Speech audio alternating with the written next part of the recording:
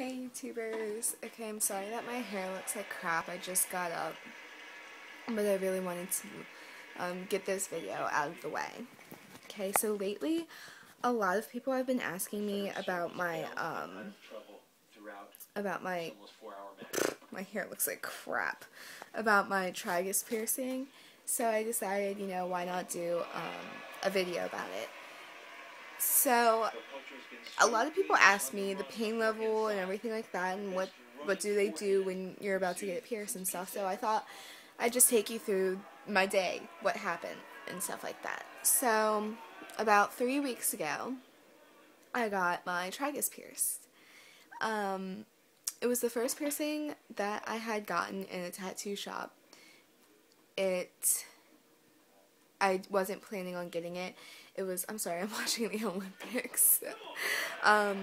It was the first piercing that I had gotten in the tattoo shop, and I wasn't planning on getting it. I went to the tattoo shop to actually cancel my belly button piercing because I was going on vacation and they said not to go in chlorine with your belly button. So I was like, I can't get that done. So I went in and, I told him I need to cancel my appointment for my belly button piercing. I can't get it done. And he's like, yeah, okay. We were about to leave, and my brother's girlfriend said, why don't you get your tragus pierced? Me being, like, all giddy and happy, I was like, yeah, why not? Okay. So he pulled out the jewelry and said, pick what jewelry you want. And I asked him, are there any studs I could pick from? And he said yes. So I picked this one right there. I can change this in a week because it'll be a month. Change it in a week. But I kind of don't want to because I kind of love this one. Sorry that I'm playing with it, but I love playing with it. Okay. And the next thing he did, I picked out the stud, and he had to sterilize it for about 10 minutes. During those 10 minutes, he sat me down in the chair. He cleaned it out and everything, and then he marked it like he would mark any other piercing that you were going to get. My tragus is too small. I couldn't be like, move it over, put it in the right, I couldn't say anything like that. It was perfect, though. He put it in the middle, which is great. The next thing he did was he put a clamp on it. Unlike the belly button, the clamp does not take your mind off the needle. I hardly even knew it was there. The reason they have it there is just so that it holds the thing and makes sure that the needle goes straight through and doesn't like slide to the left or right or anything like that.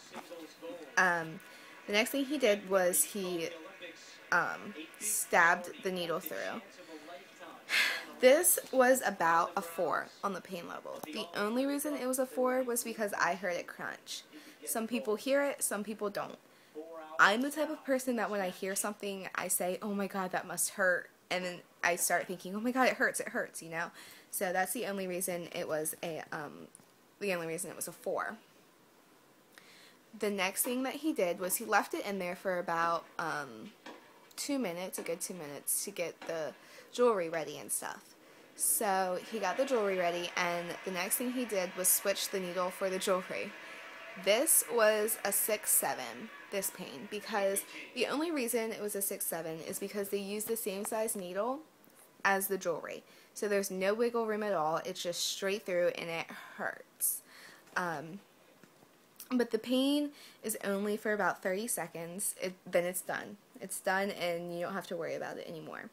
The next thing he did was he, I'm sorry, I'm just really into the Olympics. He had a screw on the ball. This hurt like I don't know what. Just because he was tugging at it and pulling and twisting it, and I was like, ow, like it hurt, but that was only for like not even 2 seconds. So that's what happened, and then it was done. I'm also going to tell you what to clean it with, and I'm probably going to show you what I clean mine with. Okay, so he said to, I'm sorry, you guys are probably going to see my messy room. He said to use, oh my goodness. He said to use, a saline solution or salt water, which is basically the same thing. So to make it easy on myself, I use a saline solution. The first thing that you're going to do to clean it is you're going to wash your hands with antibacterial soap, non-scented. I use this kind just because this is the kind that my mom picked up for me. Then you're going to get a shot glass, like this, and you're going to fill it up with your saline solution. Or if you're doing, you know, your homemade salt water, you're going to get, like the crystal salt. You're going to put hot water in a shot glass. Then you're going to put your salt in it. And you're going to mix it up with your finger or a Q-tip. If you mix it up with your finger, definitely make sure you wash it with antibacterial soap. If you don't, then your ear will get infected. Don't let anyone touch it. I know, like, all your friends are like, oh my god, it looks so cute, let me touch it, let me play with it. You know, I let my friends do it, but I had them wash their hands with that soap before. Okay, so then once you have your shot glass all ready, if you're using a saline solution is what I use, you're just gonna pour it in, kind of like that. And then you'll just take your Q-tip or whatever and do it. Now that mine is basically healed, I just dump it over it, just like that, and it cleans the same amount. And then I just go like that and dab around it. That's all I do to clean it, and I do that twice a day. You don't want to under clean it, and you don't want to over clean it. When I went to the beach, I didn't clean it at all because I was in the salt water all the time, and I also went into the chlorine, which the chlorine basically over cleaned itself because it takes out the bad bacteria and also the good bacteria. So I didn't clean my ear with the saline solution at all when I was at the beach. Just because I didn't want to over clean it a lot, and you know, but you definitely don't want to under clean it. Clean it twice a day for as long as you want. Like, I still clean mine even though it's healed, just because when it starts to heal by itself, it'll start cleaning by itself, and that means that, like, it'll get all crusty, and that's totally normal. That's the only reason I clean mine, is because I hate that crust. I always pick at it and stuff like that. But yeah, it's totally good. I mean, I can move it in. I can move it in and out and twist it and circle it. And I kind of love playing with it. But that's basically all that you do. And I also promised my friend that I would show her how to change hers. I'm not going to change mine because mine is not a month in yet, but I'm going to show you how to. Okay. Wrong one. Is